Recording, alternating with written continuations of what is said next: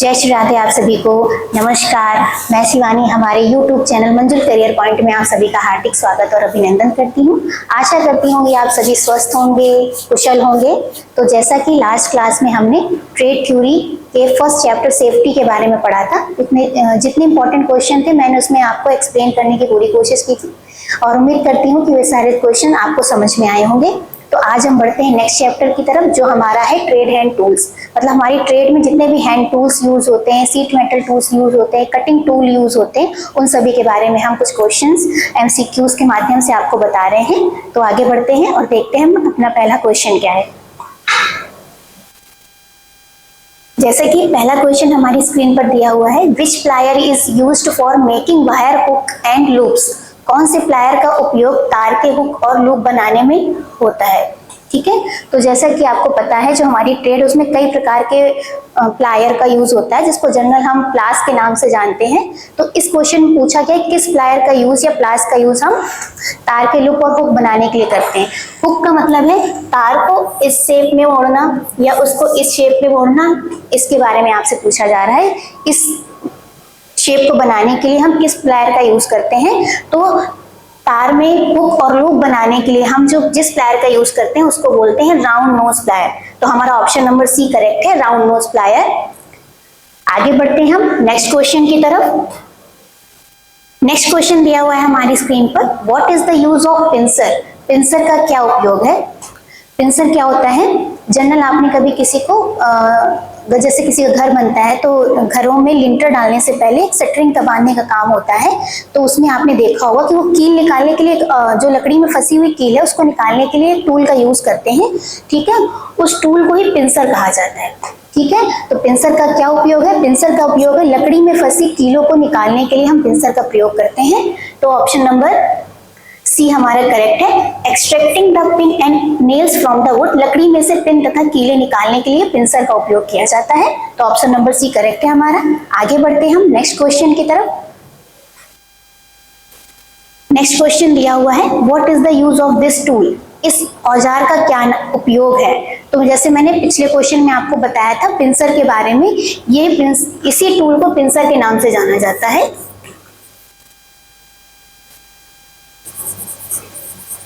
इसको पिंसर कहते हैं। ठीक है, जो डायग्राम में पिंसर है, ये जो इसके होते हैं इसको हैंडल बोलते हैं। ठीक है, ये इसके जॉ है, इसको जॉ के नाम से जाना जाता है। ठीक है, तो पिंसर का यूज क्या होता है, जैसे नेक्स्ट क्वेश्चन में पिछले क्वेश्चन में मैंने आपको बताया था, पिंसर का उपयोग है लकड़ी में फंसी कील और पिन को निकालना। तो ऑप्शन नंबर सी हमारा करेक्ट है, extracting nails from the wood. लकड़ी से कीले निकालना। आगे बढ़ते हैं हम नेक्स्ट क्वेश्चन की तरफ। तब तक के लिए जिसने भी अभी तक हमारे चैनल को सब्सक्राइब ना किया हो उसको सब्सक्राइब करें, लाइक करें और ज्यादा से ज्यादा लोगों को शेयर करें, ताकि सभी स्टूडेंट जो IIT स्टूडेंट एग्जाम दे रहे हैं इस बार, वो सभी इस चैनल का लाभ उठा सके और इसमें जो भी इंपॉर्टेंट चीजें हैं वो उनको सीख सके। तो देखते हैं अगला क्वेश्चन। अगला क्वेश्चन दिया हुआ है हमारी स्क्रीन पर, what is the name of the tool. इस औजार का क्या नाम है। ठीक है, ये जो टूल है ये एक प्रकार का प्लायर है, इसको प्लायर कहते हैं। ये जो प्लायर है इसको विकर्ण कटिंग प्लायर के नाम से जाना जाता है। हिंदी में इसको विकर्ण कटिंग प्लायर कहते हैं।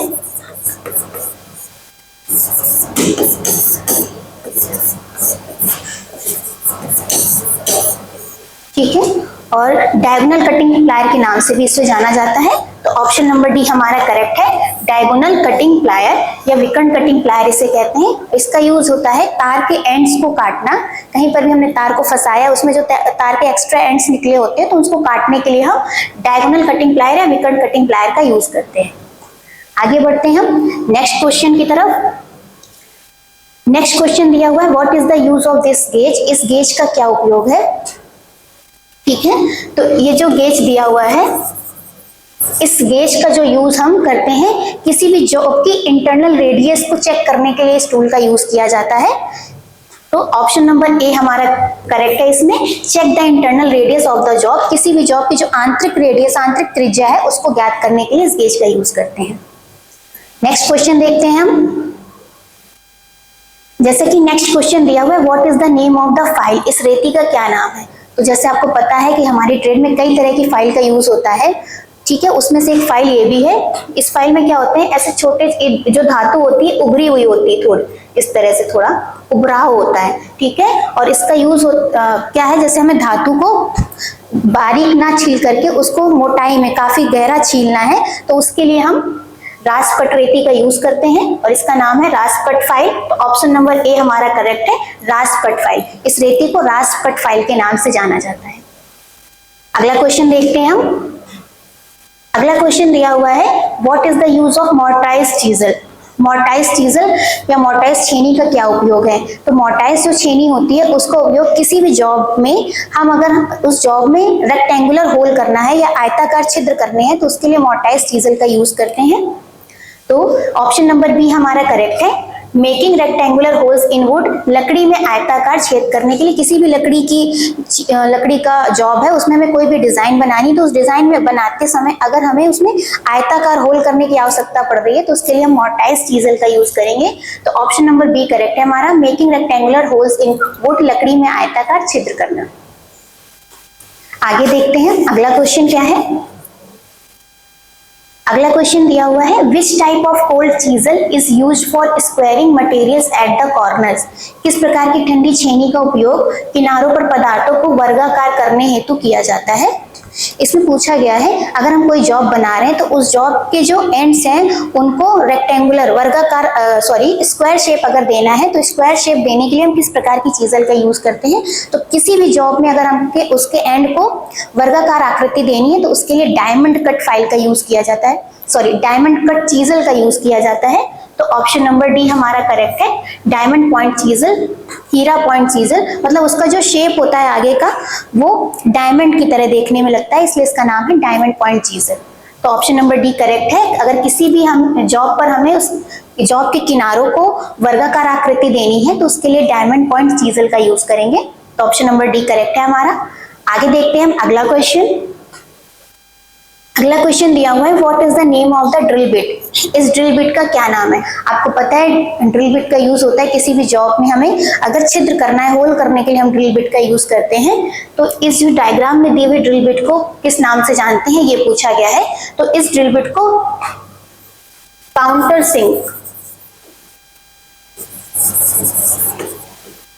सिंक ड्रिल बिट बोलते हैं, काउंटर सिंक ड्रिल बिट के नाम से जानते हैं। तो ऑप्शन नंबर सी हमारा करेक्ट है। इस ड्रिल बिट का नाम क्या है, तो काउंटर सिंक ड्रिल बिट है। आगे देखते हैं हम अगला क्वेश्चन। अगला क्वेश्चन दिया हुआ है, which type of stake is used for sharp bend in sheet metal. Sheet metal में तेज मोड़ों हेतु किस प्रकार का स्टेक उपयोग किया जाता है।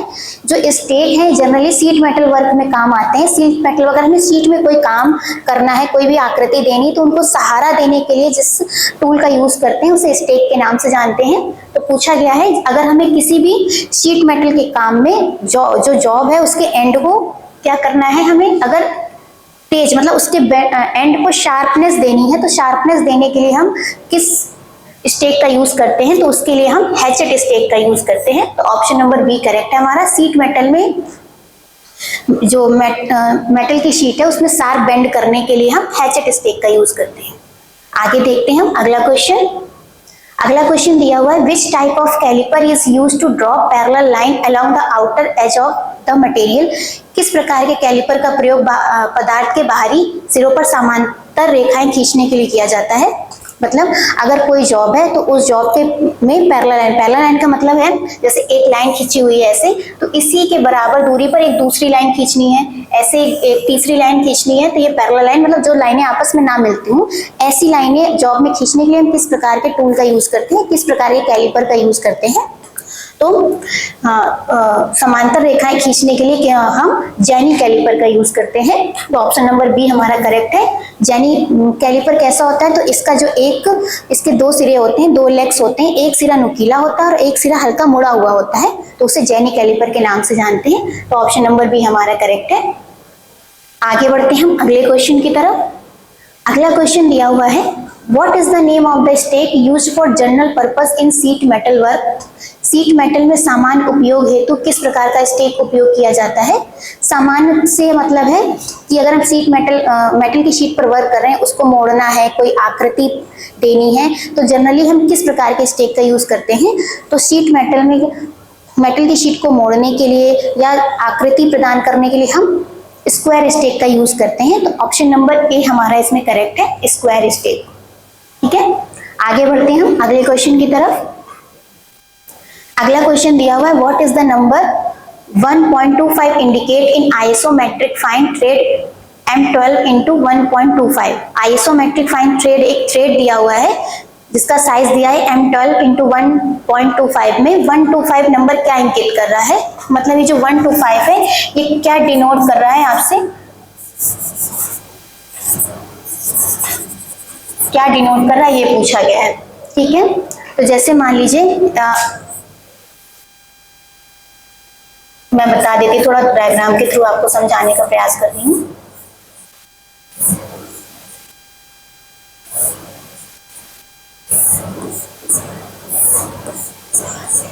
ठीक है, ये ऐसे किसी नट या बोल्ट का ऐसा बोल्ट का ये थ्रेड बना हुआ है। ठीक है, तो थ्रेड में ये जो एक थ्रेड से दूसरे थ्रेड के बीच की दूरी होती है इसको पिच कहते हैं, पिच के नाम से जानते हैं। ठीक है, तो ये जो 1.25 है ये क्या होता है? थ्रेड की जो पिच होती है वो डिनोट करता है, और ये जो आगे का 12 नंबर है ये थ्रेड का डायामीटर बताता है। डायामीटर, उसका डाया कितना है ये बताता है। ठीक है, तो आइसोमेट्रिक फाइन थ्रेड में M12 into 1.25 में 1.25 नंबर क्या इंगित करता है? तो ये जो बताता है थ्रेड का पिच बताता है, एक थ्रेड से दूसरे थ्रेड के बीच की दूरी, उसको पिच बोलते हैं। तो ऑप्शन नंबर बी हमारा करेक्ट है, pitch of the thread. Thread की पिच 1.25 नंबर है, वो क्या डिनोट करता है? तो थ्रेड की पिच को डिनोट करता है, मतलब एक थ्रेड से दूसरे थ्रेड के बीच की जो दूरी है। और अगर आपसे कभी पूछा जाए ये M12 क्या डिनोट कर रहा है, तो जो 12 नंबर है ये थ्रेड का डायामीटर बताता है। ठीक है, आगे बढ़ते हैं अगले क्वेश्चन की तरफ। अगला क्वेश्चन दिया हुआ, which file is used for sharpening the blunt teeth of a tenon saw. एक टेनन आरी के कुंद दांतों को तेज करने के लिए किस रेती का उपयोग किया जाता है? टेनन सॉ जो होती है वो इलेक्ट्रीशियन ट्रेड में मोस्टली यूज होती है। टेनन सॉ, तो टेनन सॉ के जो टीथ होते हैं, जैसे उसमें आपको इस तरह से टीथ बने होते हैं, उसका जो ब्लेड होता है, तो इसके जो टीथ है इनको अगर इनकी जो धार है वो कुंद हो जाए, मोटी हो जाए, तो उसको शार्प करने के लिए या तेज करने के लिए किस फाइल का प्रयोग किया जाता है, किस रेती का प्रयोग किया जाता है, ये पूछा गया आपसे। तो कोई भी सॉ है, जैसे अभी हम टेनन सॉ के बारे में पूछा गया है, तो देखते हैं इसके जो टीथ होते हैं उनको तेज करने के लिए हम त्रिभुजाकार रेती का प्रयोग करते हैं।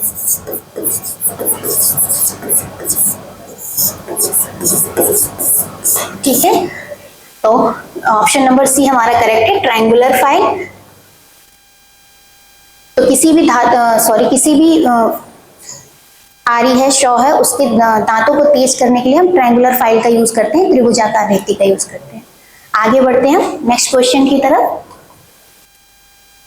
ठीक है, अगर आपको किसी भी क्वेश्चन में कोई प्रॉब्लम आ रही हो या कोई क्वेश्चन क्लियर ना हो रहा हो तो उसको आप कमेंट में जाकर के बता सकते हैं कि ये क्वेश्चन मुझे क्लियर नहीं हुआ है, तो मैं अगली क्लास में उसको क्लियर करने की पूरी कोशिश करूंगी। आगे बढ़ते हैं नेक्स्ट क्वेश्चन की तरफ। Name the part marked x of the file.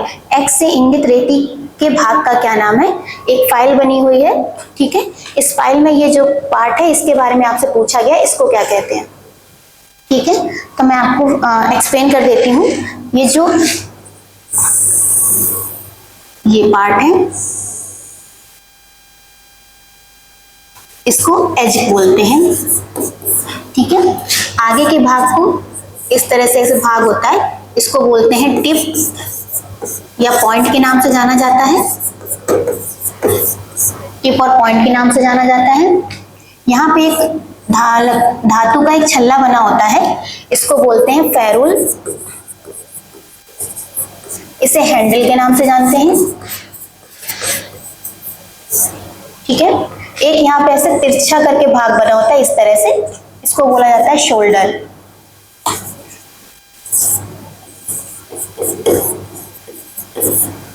ठीक है, ये जो भाग है जहां पर वो प्लेन भाग जिस पर रेती में दांत बनाए जाते हैं उसको बोलते हैं फेस। ठीक है, और ये जो एक्स वाला भाग है मतलब रेती का वो वाला भाग जिस पर दांत नहीं बने होते हैं उसको बोलते हैं हील। ठीक है, तो एक्स से जो डिनोट किया जा रहा है इसको क्या बोला जा रहा है, हील। तो ऑप्शन नंबर बी हमारा करेक्ट है। इसके अलावा अगर आपसे कोई भी पार्ट के बारे में पूछता है तो उसको भी आप बता सकते हैं। आगे का ये जो भाग है इसको टिप और पॉइंट के नाम से जानते हैं। ऐसी रेती में एक पतला सा समांतर दांत बना होता है, पैरेलल टीथ, उसको बोलते हैं एज। और रेती के सामने वाले भाग मतलब फेस, उस सामने वाले भाग पर जिस पर टीथ बनाए जाते हैं उसको फेस के नाम से जाना जाता है। रेती के जिस भाग पर हैंडल को फंसाया जाता है उसको टैंक बोलते हैं। टैंक बोलते हैं जिसमें हैंडल फंसेगा, और हैंडल जो हो वो कटे फंसाने में उसमें कोई क्रैक ना हो, हर हम काम करते वक्त हमारे हाथों में ना लगे, इसके लिए इसमें धातु का छल्ला फंसा दिया जाता है। ठीक है, और इसको हैंडल के नाम से जानते हैं। ये रेती के सारे पार्ट हैं। अगर आप में से किसी भी आप एग्जाम में किसी भी क्वेश्चन में पूछा जाए रेती के किसी के भी पार्ट के बारे में तो आप उसको बता सकते हैं। और अभी हमसे पूछा गया था ये इसको एक्स के को क्या कहते हैं, तो जो एक्स को है उसको हम हील कहते हैं। तो ऑप्शन नंबर बी हमारा करेक्ट है। आगे बढ़ते हैं हम। अगर पूछा जाए रेती का काम क्या होता है, तो किसी भी जॉब को बनाते समय उसकी जो अनावश्यक धातु है, मतलब जिस धातु का हमका यूज नहीं है, उसको क्लीन करने के लिए हम रेती का यूज करते हैं। जो धातु को एकदम बारीक कणों के रूप में निकालती है, एकदम पाउडर शेप में जो मेटल है उसको अलग करती है। आगे बढ़ते हैं हम अगले क्वेश्चन की तरफ।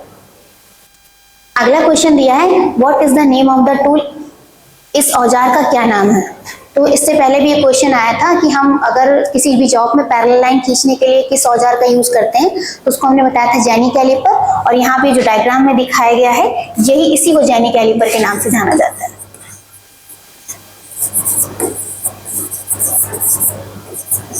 इसका एक और नाम होता है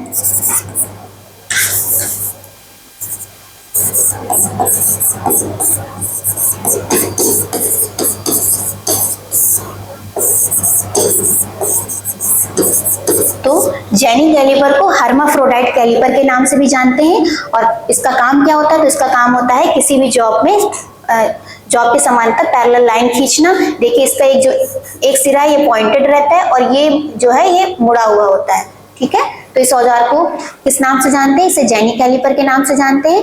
और इसका दूसरा नाम हर्माफ्रोडाइट कैलिपर होता है। और कार्य क्या है इसका, तो पैरेलल लाइन खींचना, समांतर रेखाएं खींचना। इस हिसाब से हमारा ऑप्शन नंबर ए करेक्ट है, जेनी कैलिपर। आगे बढ़ते हैं हम अगले क्वेश्चन की तरफ। अगला क्वेश्चन दिया है, what is the name of the angle mark of the चीजर।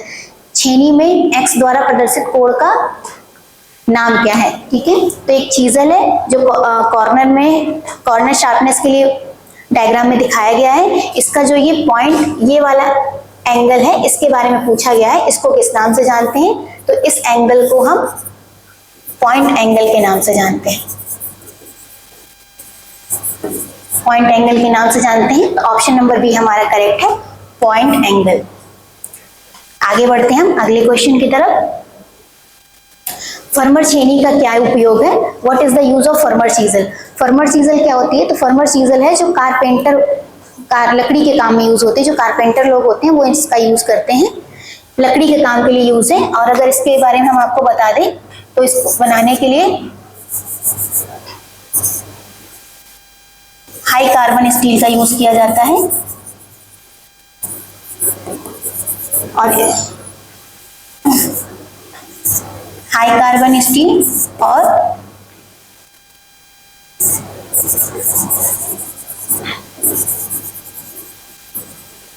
Chrome vanadium steel का यूज करते हैं। ठीक है, और इसकी लंबाई पूछी जाए तो 15 सेंटीमीटर होती है। ठीक है, तो फर्मर चीजल का यूज क्या है, तो जर्नल लकड़ी के काम में इसका यूज करते हैं। तो ऑप्शन नंबर बी हमारा करेक्ट है, जर्नल चीजलिंग वर्क, सामान्य छेनीकरण कार्य के लिए इसका प्रयोग किया जाता है। और किस धातु की बनी होती है, तो हाई कार्बन स्टील और क्रोम वेनेडियम स्टील से बनी होती है। आगे बढ़ते हैं हम अगले क्वेश्चन की तरफ। अगला क्वेश्चन दिया हुआ है, which type of half lap joint is used in one part of a job meets another part at same distance from the ends, किस प्रकार का अर्थ लैप जोड़ प्रयोग किया जाता है जब जॉब का एक भाग सिरों के अंत से कुछ दूरी से मिलता है। इसमें लैप जॉइंट पूछा गया है, किस प्रकार का लैप जॉइंट। लैप जॉइंट का मतलब क्या होता है, जब किसी एक लकड़ी के भाग को किसी दूसरी लकड़ी के भाग को दोनों को आपस में मिलाना होता है और दोनों की जो डिस्टेंस होती है वो सेम होती है, ठीक है, तो लैप जॉइंट होता है वो। और अगर इस जॉइंट के बनने के बाद जो शेप दिखता है वो अंग्रेजी के अक्षर टी के आकार का दिखता है, टी शेप का जॉइंट होता है। तो सेम डिस्टेंस के लिए आपसे पूछा गया है, तो इसमें जो ऑप्शन नंबर सी हमारा है वो करेक्ट है, मिडल लैप जॉइंट। मतलब सेम डिस्टेंस है, जो पार्ट ए है पार्ट बी दोनों को अगर हम आपस में मिलाते हैं, ज्वाइंट करना है लकड़ी के भागों को और टी के शेप का दिखेगा और दूरी जो होगी वो दोनों की क्या होगी, समान होगी। तो उसके लिए जो जॉइंट बनकर के तैयार होगा उसको मिडल लैप जॉइंट बोलते हैं, मध्य लैप जॉइंट के नाम से जानते हैं। आगे बढ़ते हैं हम अगले क्वेश्चन की तरफ। अगला क्वेश्चन दिया है, which type of notch is used for making a metal tray with 90 degree bend and inside flange. 90 degree मोड़ और अंदर से निकले हुए किनारे के साथ धातु ट्रे बनाने के लिए किस प्रकार के नॉच का उपयोग किया जाता है। इसमें है कोई मेटल की शीट है, मेटल शीट से आपको कोई ट्रे बनानी है, तो उसमें जो ट्रे के एंड्स हैं उनको 90 डिग्री मोड़ने के लिए किस प्रकार के नॉच का यूज किया जाता है, ये पूछा गया है। तो इसमें किसी भी मेटल की ट्रे को जब एंड को 90 डिग्री पर मोड़ना होता है तो उसके लिए हम वी नॉच का यूज करते हैं। तो इसमें ऑप्शन नंबर ए हमारा करेक्ट है, वी नॉच। ठीक है, आगे बढ़ते हैं हम अगले क्वेश्चन की तरफ। ठीक है, तो आज के लिए इतना ही। उम्मीद है जो क्वेश्चन मैंने आपको बताए हैं वो सभी क्वेश्चन आपको समझ में आए होंगे। अगर अभी मेरे बताते समय किसी भी क्वेश्चन में आपको कोई प्रॉब्लम हो तो आप उसको मेंशन कर सकते हैं। तो आज के लिए धन्यवाद।